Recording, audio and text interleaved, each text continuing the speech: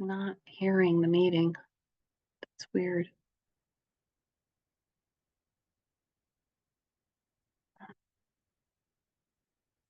One chat, one know you can't hear it.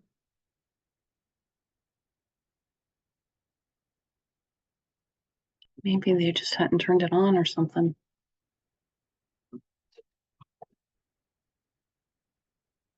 Don't have a problem here and it's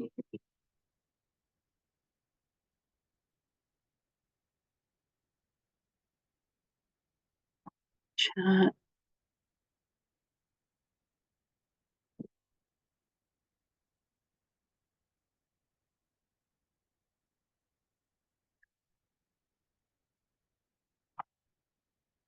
I can't hear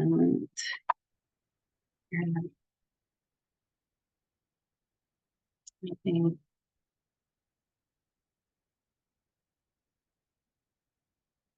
Else. Choose.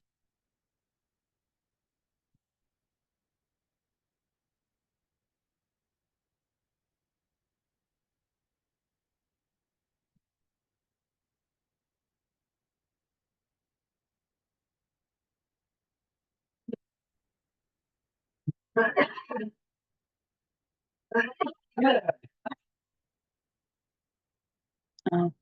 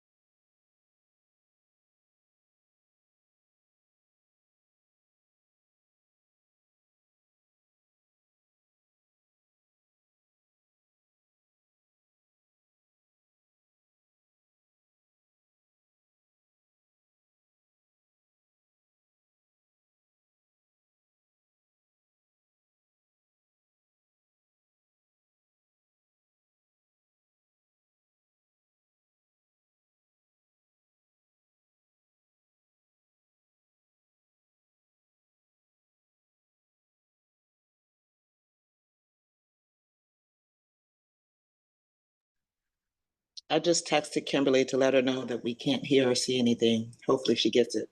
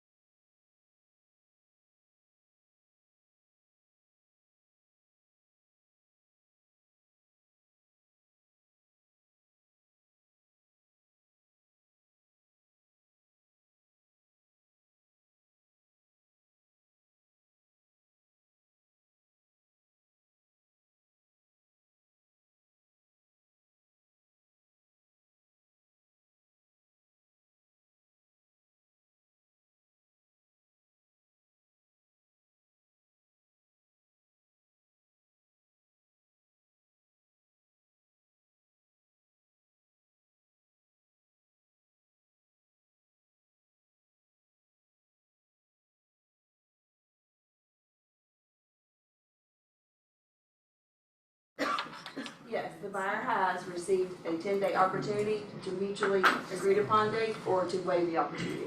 It's back on page 1E. That did not That's the change. same. That did not Okay, change. so if that didn't change, which one of these do we go by? As far as, Well, I mean, it's contradictory. If one's waiting That and one's impacted getting a diligence, you 10 have the right to day. do the lead inspection. if you yeah, want. that's just another layer of inspection on top of due diligence. And your due diligence could be 7 days. This is just, that's always 10 days. I understand that, Yeah. but they still have 10 days to walk away from the contract. If there's For lead. lead-based presence in the house. So if your due diligence was 7 days, and you have 10 days to do the lead-based paint, and let's say we're on day 8, Yes, and there's presence of lead-based paint, the buyer still has the opportunity to walk only if there's presence of, only if the presence of lead-based paint. Even if Where they does it check say waived, that? That was No, the not if they question. say, not if you waive it, you don't. Only if you're opting to take your 10 days on I. The But that's but not isn't what that this what you're saying, says. Paige, is contradictory, is that if you Correct. sign this, This one that says. number 4 on this exhibit, On number 4. if they've checked waived on that page, Oh, but And then then this we're one. signing this one, it says number 4, permit the buyer to have a 10-day period to conduct a risk assessment. this is just a notification, this is not an agreement. This is just notifying what that is saying. This is not an agreement, this is not an agreement at all. This is just a notification. Yeah, that's not an agreement. Those terms don't have to be agreed to, that's just a notification. Notice. Yeah, it's just a notice. We are just notifying the listing agent, or the seller what we have to do. It's still contradictory. Seems like it. delete Can it be crossed and initialed? That is a notice, I will find out Yeah. if we That'd be a can. great question Yeah. for Thursday. Yeah, that's right. Yeah, that's true, What because was the Cheryl will be here. question over here? Can it be crossed out on the notice? And And this one. the other thing is, where does it say that it's only if there's lead-based paint that they can walk away during the assessment? We will ask that question on Thursday also, because I've always been taught that that's what it is. So we can ask Cheryl again that on Thursday also. She's gonna go over this on I'm not Thursday. trying to be a Oh, pain in no. the butt, No, it's come up. No, because you're not the only one having these questions. Okay. So, yeah, so we will, Cheryl's here on Thursday, we'll ask her when she goes over this, because she'll be going over this form Are on you Thursday. gonna Yes, notify her that we've got those questions? so Thanks. she will definitely bring them up, yes, yes, yes, yes. Any other questions on the lead-based paint exhibit and this is the new form. Lead-based paint's not new, this is new. The way we treat the lead-based paint is kind of new, half and half new. This form is new. Any questions on that, guys? So, do you remember, remind us one more time, what the fine is if you don't do all this stuff? So, don't know about the notice part, well, yeah, okay, yeah, I do know. So, if the EPA were to walk in and sit down at my desk because there's been a complaint or just because they've got suspicions that we're not handling the form correctly, they can sit down at my desk and they can look at all the files in the last 3 years. And it All can the be files? all files. Everybody Have fun with it. open files, closed files, it does not matter, they can look at all files. They can look at just one agent's all files, or they can look at our whole office, it's up to their discretion. Every time that there is a blank that's missed on here that is required initial, time, date, or signature, it is a 21,000 plus fee, fine. So, section A, it needs an initial, seller initial here, right here. B needs a seller's initial here. If the seller, and I just had this earlier this morning, where the seller initialed A, but the seller did not initial here, that's a and I forget the $21,268, fine. Then, down here in this section, the buyer has got to initial, has choices to initial here, right here. If it is an initial that should have been there, that's an additional 21,000 and change, fine. Both agents get fined, guys. If you're the buyer's agent and the seller missed right here, which was the situation this morning, that fine goes out to both agents. Because someone should have caught it before Because signing this it. form has to be fully executed on or before you go under contract. As it says, can you go to that paragraph right here? As it says right here in this big bold paragraph, under federal law, this exhibit must be signed by the seller and buyer and the buyer provided with the copy of the lead-based paint brochure prior to the buyer and seller entering into a binding contract. The instructions are very clear on there. Well, and you look at everything like a super hawk, so. Well, there was 11 situations on here that could potentially be missed, now there's 12 because they've added G. So take 11 times, so if you don't even, if I'm reviewing your contract and it needs a lead-based paint exhibit and you don't even have it, you're looking at 12 times 21,000 fee if we were to get audited and that is not in the file. I mean, that's gonna put an agent out of business. Fast. And you know, we're not covered. Yes, Don't mess around. and we don't, the brokerage does not share that with you. That's the fee to you, that's a fine to you guys. All right, so Sherry, Yes. I think I'm gonna answer this question, but what do you do if you try and you try as the agent for the seller and they will not give their buyer to sign it? What do you do? So we had an issue with one of the Overbex agents a couple weeks ago, and we did our part right, but we knew that the other side was missing something. We just could not get them to understand how important it was to initial something.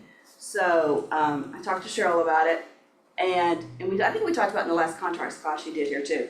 I had the agent write a narrative of the attempts that they tried, and the other agent just refused to listen, refused to seek out education on it. We tried multiple times, and we uploaded that into the file. Don't know if that's gonna protect you, but at least we tried to do a little CYA Yeah, there. document. That we tried, and they just would not comply with it.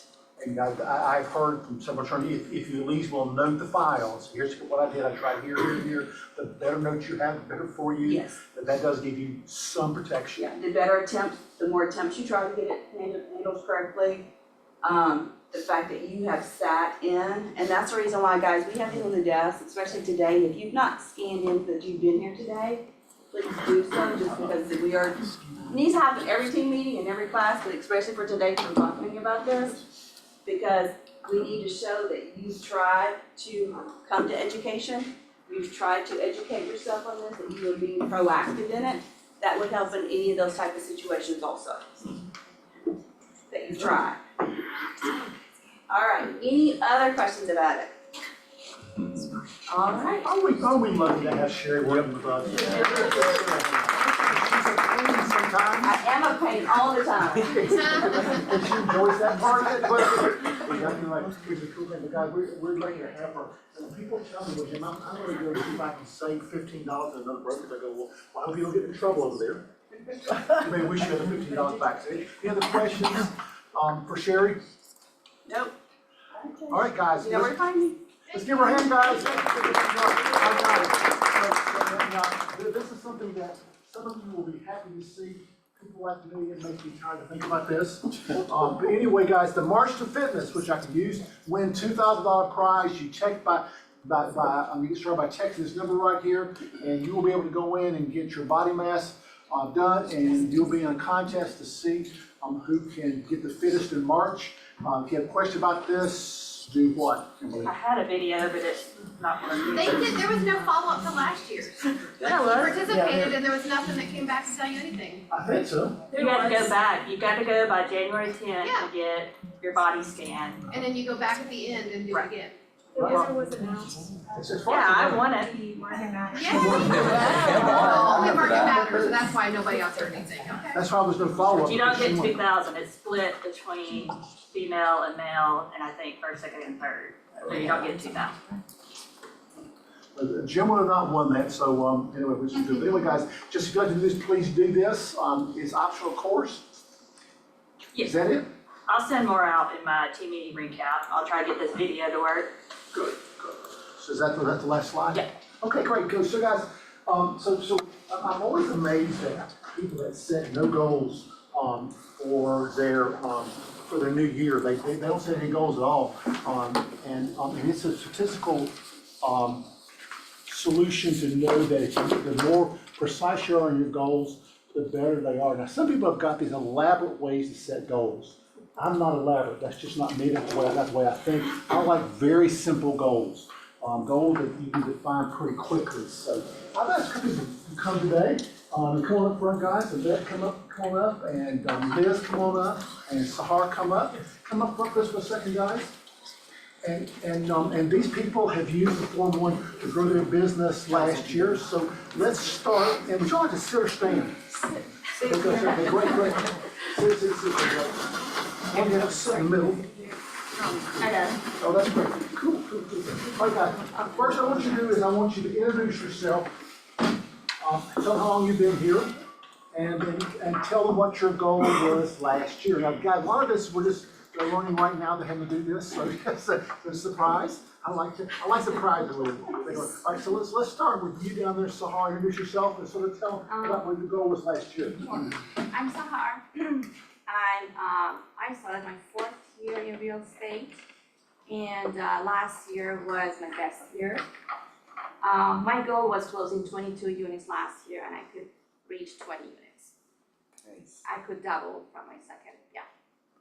Yeah, and you doubled it in a down year, according to a lot of agents. Yes. Which, we'll come back to the case, that's right. Okay, Liz? Liz Carr, I've been here 10 years, and my goal, I don't wanna say my goal, I didn't make my goal last year, but I did have my best year ever.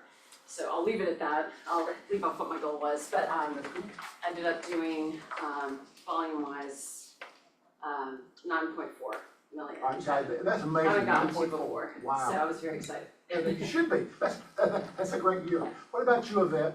My name is Yvette Barajas, and I have been on this business for 24 years, and being here in Keller Williams more or less than 17, 18 years, a little bit more. Sounds good.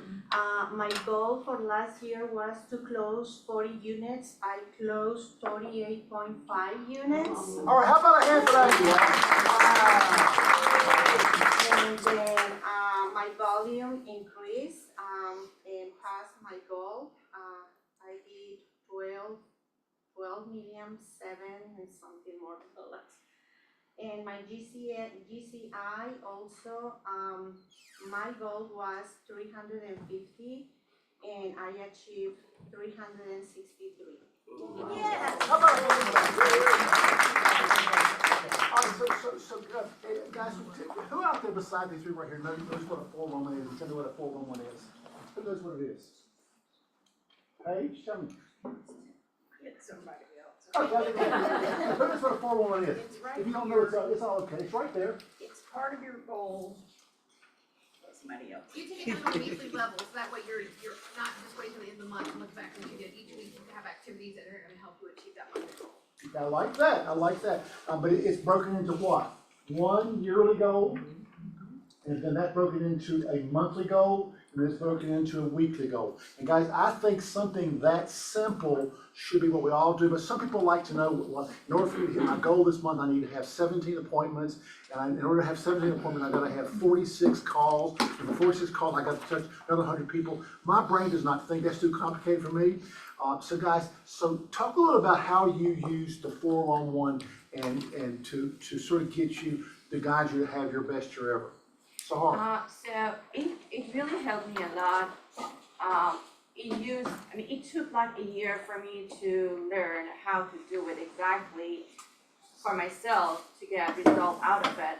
So I was supposed to put like weekly tasks, like 5, 6, 7 weekly tasks on it for a week, in a month, weekly goals, and then it's made me confused, because based on my personality, what kind of person I am, I found out that I need to be more narrowed down. So what I'm doing right now is I just think about what I need to do every week, and I pick only three most important out of it, and put it on my 411. I make sure I would accomplish those, and after doing those, I got the result. What I saw last year, the year before, it really helped me. But it's based on me, so it depends what type of person you are. I only put 3 because I'm solo agent. But if you're on a team or you have an assistant, definitely you can complete more. I like that. Okay. Liz, what about you? So mine kind of evolved over the year, and I like spreadsheets.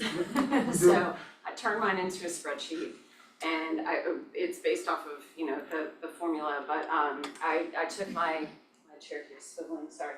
I took my GPS, which had all those things, how many calls, how many appointments. Tell them what GPS is. Your goals for the whole year, your overall goals. So I did drill down to all of those things, and then I put all of those into what I needed to do monthly and broke it out into weekly. And so that was contacts, appointments, all of my tasks, everything that was on that goes into it. So I update it obviously every Sunday. Don't always make Sunday, but I try to get it done by Monday. And it's just my roadmap for it. And it helps me see where I'm behind. If I have not made the contacts I was supposed to make the week before, then they go on the next week. And it goes like that. So it's a much more clear-cut path. It makes me look at my GPS every week, which I was not doing before. So, and it gives me a good pulse check. Coming from a statistical family, I'm not surprised you did that way. That makes It had to be a perfect sense. spreadsheet, I had to do it. Spreadsheet, I exactly right. couldn't do They it don't- in just Yeah. text blocks or whatever, so yeah, that's what I did. Yvette, Well, it took me more than a day to learn how to do the 411. I have to, I would say that it takes me I'm still learning, but it took me like 2 years. And I have been to be helped a lot for my coaching or for my coach. And then for me, it's the foundation of my business. It's something that helped me a lot to guide me and tell me what I have to do, which activity I have to do over the week to have a good result in the next week or next month or the next 3 months. And then, yes, I always check it out on Sundays and see how I finish up my week and what I have to do to implement or how many calls I have to increase to achieve my goal for next week.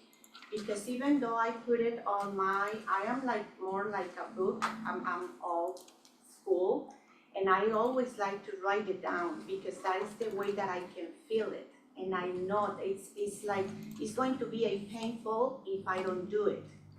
And then, so I check it every week on Sundays, and I try to do it between 6 and 7 because after 7, I'm done. I'm old again. I'm checking a lot about the hours that I'm working as well.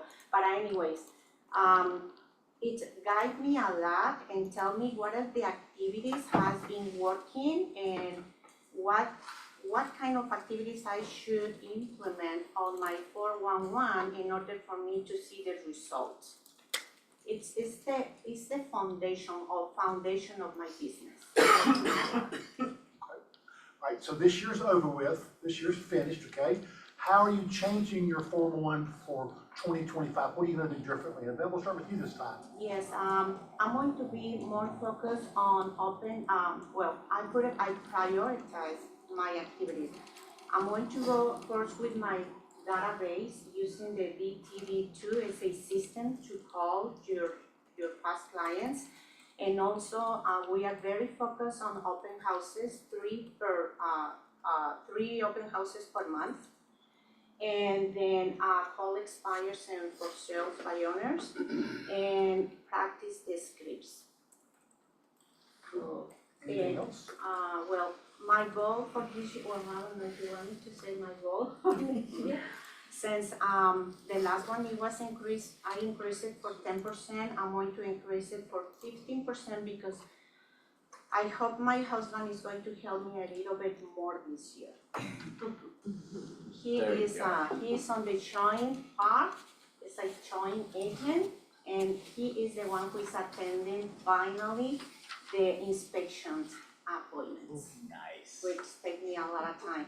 But he said, okay, you have to call all the hours that I'm going to spend with them, you have to call these people, and you have to tell me how many contacts you did.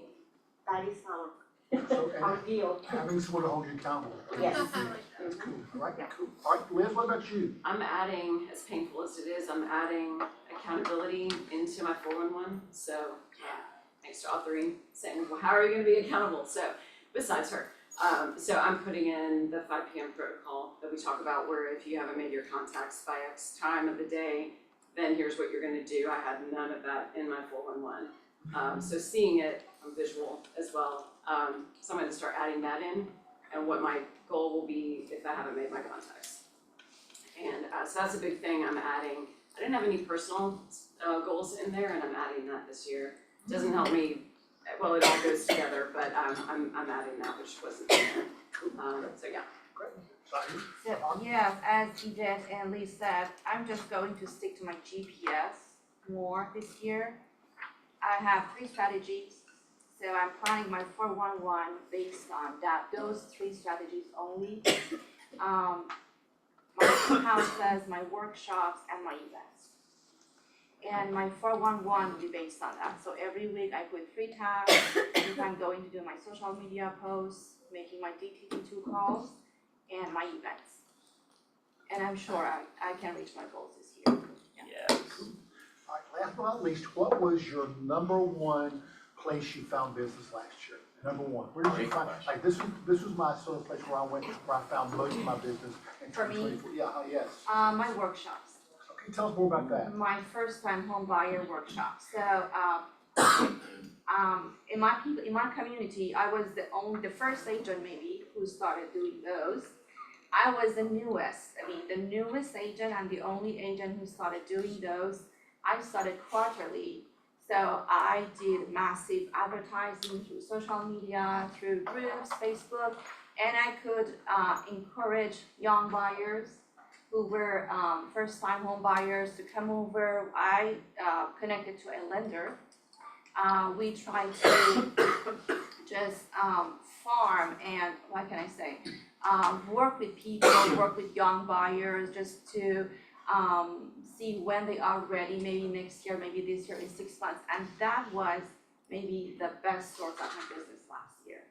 All new buyers, yes. And I love that. I love that So- you did that. You made it happen. Yes, sir. Quick, Sahar, so I remember you and I talked about this a little bit, so congratulations. Thank So taking that a step further, your success on that. So you obviously you acquired several contacts for your database. Can you attribute any closings for 2024 from that? I wouldn't be surprised, but I was just curious if you got any transactions already from that, which is huge. You mean the 2024 clients which led to the closing? Yeah, like all the Yes. advertising you did, you probably picked up several new Yeah. contacts for your database to nurture, right? Yes. And then anybody that bought, let's say, in last year, or that's maybe in the pipeline to buy this year. Yeah, to be honest with you, most of my closing last year were not from my database. They were all new from my workshop, so I Okay, met so them in that's the what I was curious workshops. about, if you Yes. had transactions Maybe I closed. can say 50%, 50%, 50, yes.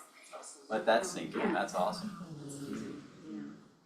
From a workshop. And I From a follow up workshop. with them, follow up with them, it's a very friendly environment, we usually do it in a coffee shop, a Saturday morning. We sit there, yeah, I'm doing it more often this year, I have all the workshops, thanks to Audrey, she really gave us a strategy how to do it. So I have already pointed those in my calendar, I have 4 buyers workshop, 2 sellers workshop, 2 investment workshop. So I already have them. 1 month before, I started sending out the flyer and to people who didn't show up on the previous workshop. There you So go. I reach out to them, say, hey, can you come this time? So it sounds like every other month you're probably doing Yes, one. I'm trying to do it every other month this year, yes. Right. Works for you. Liz, what about you? Where my business came from? Like, or just- if you had like one source, this is where I got most of this from, what would it be? Yeah, it would be my farms, the farms that I've built, yeah. Tell us about that. I mean, my first one was the neighborhood I lived in, and that it's generated referrals, from that, and then past client referrals also, that's really started, 10 years. It started to really, I get a lot more business from that. But I keep in touch with them regularly, I have a much more consistent schedule of reaching out to everyone on a consistent basis, and doing, the equity analysis reports, so just sending them what their estimated home value is once a quarter. I've been doing that, and I've gotten business from that, so it's, that has been, I think, my most consistent thing I've done, and it's definitely showing, so. Awesome.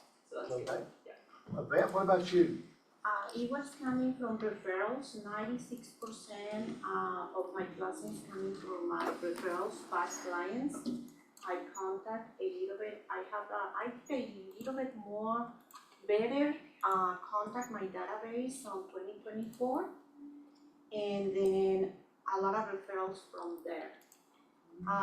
This year I just added it on my 411 as well. I need to learn how to manage a social media and hire a marketing assistant because I'm not good on social media and I'm going to start doing videos as well for this year, even though I don't like my face, my voice, but I'm going to do it. But yes, from my database, it's like a 96%, and 2% are coming from my open houses, and the other percentage it's coming from part of my marketing on social media. But it's not, my social media is not, I don't know how to manage, but I did something in there. I'm old. You are young, so you know how to do all this kind of stuff. Well, actually, guys, we have a solution for marketing coming, we think, in the first quarter, which I think you guys will like. So we're working on that solution. We're still getting the details worked out, but I think y'all will like it. It'll give you some money to help you with your marketing.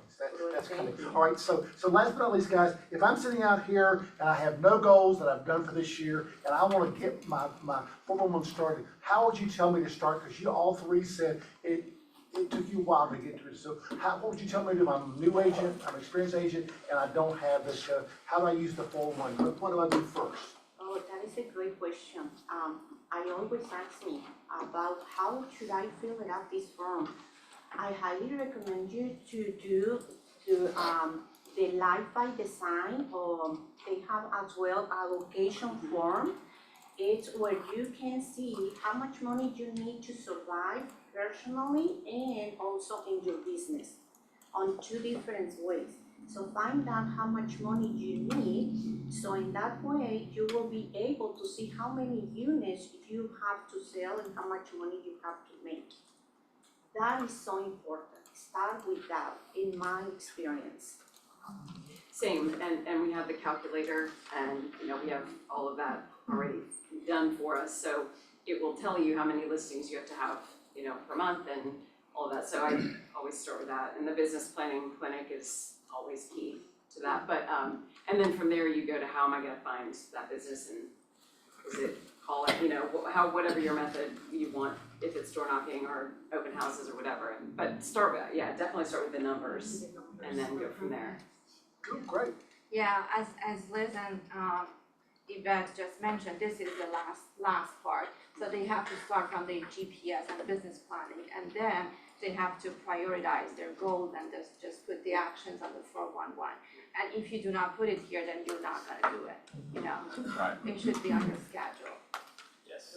All right, you all, question just been Susan. Okay, so on this part that says week 1, week 2, week 3, when I do this, it's, I know boring is the new thing, that you want your schedule to be repetitive and all of that. But, so are you finding that your week 1, 2, 3, 4 is looking the same on paper?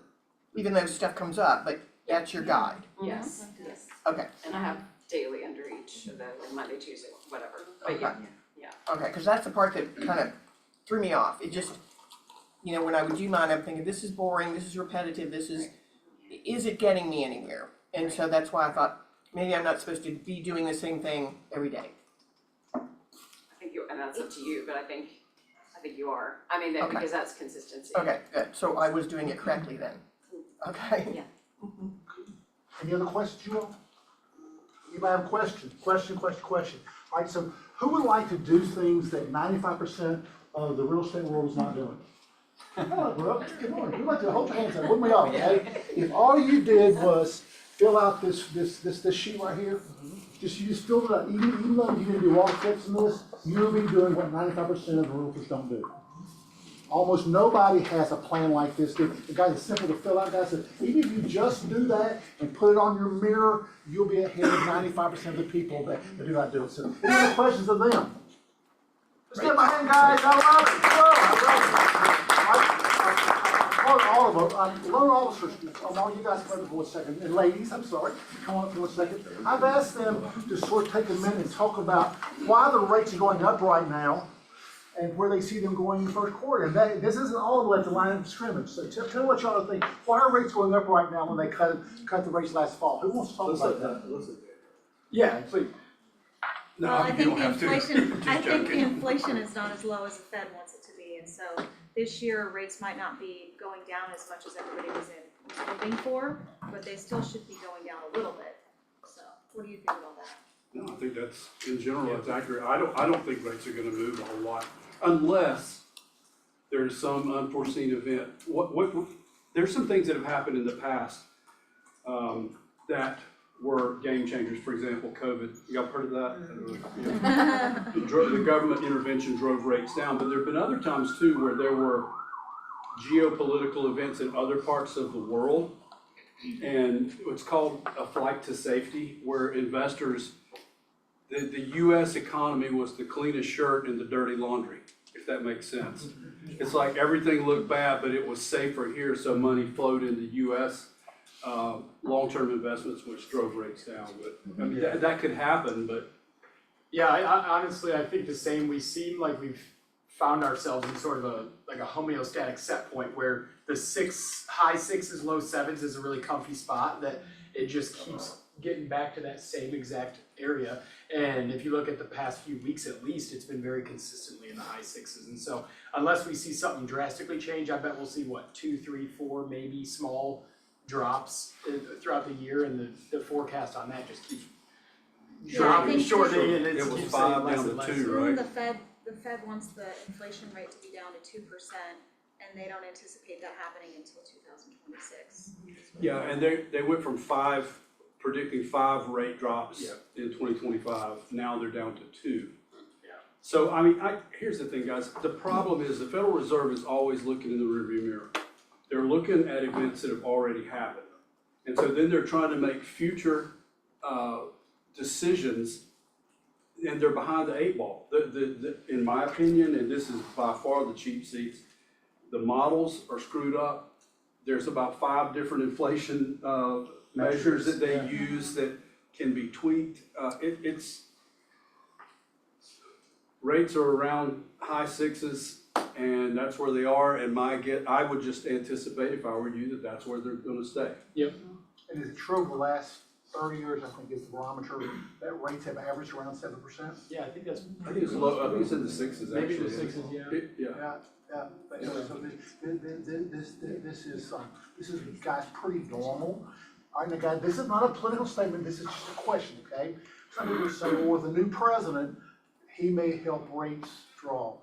Is that even possible? Actually, I think most people think it'll be the opposite. Just with Because some of the stuff that, and one thing about Tariffs. President Trump is that he will use words to accomplish sometimes what actions don't do. He will say things to bring about events. He didn't ever really intend to do them. That's not necessarily a bad thing. Like the threat of big tariffs. Well, you can get some economic changes to be done, and you don't have to ever actually do the tariffs. So, but some of the things that he's talked about would be inflationary. Yeah, I think so too. Which would hurt rates. Will he have a chance to fire the guy at the head of that? I don't know how that works. I've heard that. I don't know how the Not to chairman. make any difference, I'm not being political. No, but the chairman of the Fed, Jerome Powell? yeah, I mean, I don't know how that guy's appointed. I don't either. He gets appointed for 7 or 8 years so that between presidents, they can't affect what he does. Seems to make sense. Yeah. He's in his 6th or 7th year, something like that. Doesn't it It's- run out He was appointed by the summer? president. Isn't this supposed to make it easier for? That's a good, hang on, what'd you say? I thought maybe he is up for It's soon, right? like in May or Yeah. something like that, so. I think he had, Brenda, I think I've heard he has one more year at least, I think. That could be wrong, but Brenda, I just, what I read. Danielle just mentioned another thing that could be a factor.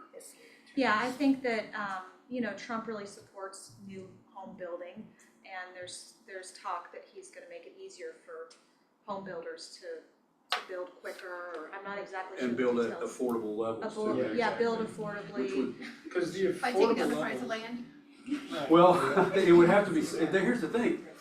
The thing we don't want is government intervention, or at least I don't. But I would rather that the market actually handle it. But there's gonna have to be some subsidies for home builders, because if you've got 10 acres of land and you can build $600,000 houses and make this profit, what's gonna make me build $250,000 houses, right? There's only so many you can build on that piece of property. and that's what's needed. I think that it kind of, the biggest factor is, yes, rates are generally averaged, similar to average over the past 30 years, but home prices relative to median income are unbelievably higher. So Property taxes, affordability is at its all-time low, and so if you looked at a 7.5% rate versus a 5.5% rate, and you keep a $75,000 income in the household, you're not changing the sales price by that much. You're not changing the budget by that much. So it's building affordable houses, it's having options for the people that are in realistic income scenarios that I don't think a drop in interest rates is gonna make that significant of a difference. So I don't know what's gonna give, but that's a Can I pessimism. give a philosophical, Whatever you wanna do. so I think, I am a capitalist. Okay, I'm a capitalist. But we live in a broken world. And there's a factor involved that makes capitalism unfettered, if it's unfettered, problematic, just as problematic as communism and socialism and others, and that's greed. And I want people to make tons of profit, but if you don't have a moral constraint in your own soul that says, you know what, that's enough money, I need to start spreading it out, that's where the problem comes in. And that's where people, whoever has ever read Atlas Shrugged? A long time ago. Okay, there's a shorter version called Fountainhead, and it's Ayn Rand, and she was quite a piece of work. But that book right there talks about what happens when capitalism gets so crazy that the government starts being involved and saying, you know what, now you've made enough money. And there's problems all throughout this thing. Wouldn't it be great if companies and company owners said, you know what? This is enough money for me, and I'm gonna just raise the wages of my workers. Because what's happened since the 70s is corporate profits have gone way up. And it used to be that as the company's profits went up, the workers' wages went up too, but that has diverged. And so wages have kind of they've not kept up with the cost of everything. So when you hear about companies, and as a conservative, I wonder about this sometimes, but when I hear about companies saying, you know what?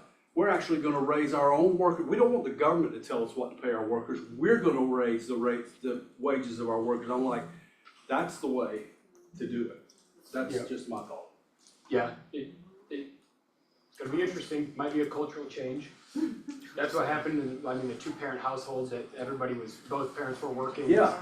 Kind of at the beginning of the not increasing wages, but increasing home prices and those things, so we might see a cultural change, but I don't know. Well, in the 70s, a guy could work in a factory and mom could stay home and you could afford a house and send your kids to college.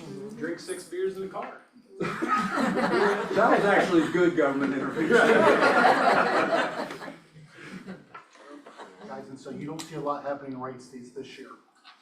Apart from something At this point. Hunter, do you have unforeseen. anything on that? It does. Yeah, that's There you it. go. I would say, That's safe. I would say with the 20th coming up, it will likely be fairly dead like the next week, but I guarantee you that week before the 20th or the week of the 20th, they're gonna be all over the place. And to see which policies they institute, that's gonna be a massive factor as well. Yep. So, but who knows, we can't look into the minds of.